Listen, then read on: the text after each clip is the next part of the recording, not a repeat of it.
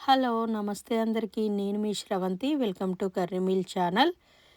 ఈరోజు నేను రెస్టారెంట్ స్టైల్‌లో చికెన్ కబాబ్ ఎలా చేసుకోవాలో చూపించబోతున్నానండి. ఈ చికెన్ కబాబ్ అయితే చాలా చాలా టేస్టీగా ఉంటది.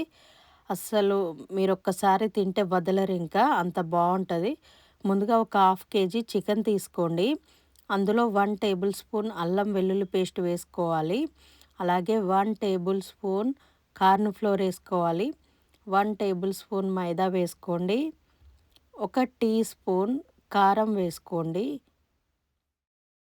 ఒక tea spoon Kashmiri chilli powder వేసుకోవాలి. Half tea spoon chicken masala వేసుకోండి. 1 టీ స్పూన్ ధనియా పౌడర్ వేసుకోవాలి. 1 టీ స్పూన్ పసుపు వేసుకోవాలి. నిమ్మకాయ రసం వేసుకోండి.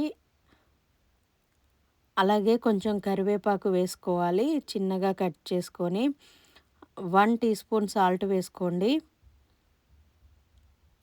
వేసుకొని ఒక ఎగ్ తీసుకోండి.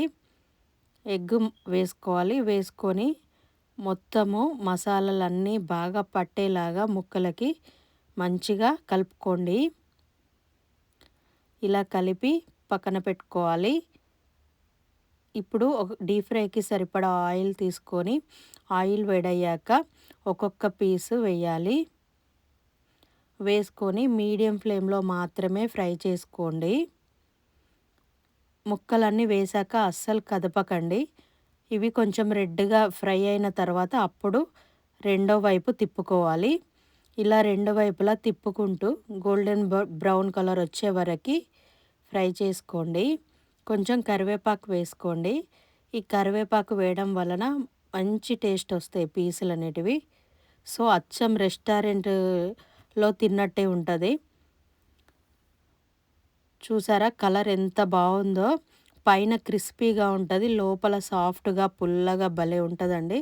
సో, తప్పకుండా ఈ రెసిపీ ట్రై చేసి చూడండి. ఎలా వచ్చిందో కమెంట్ చేయండి.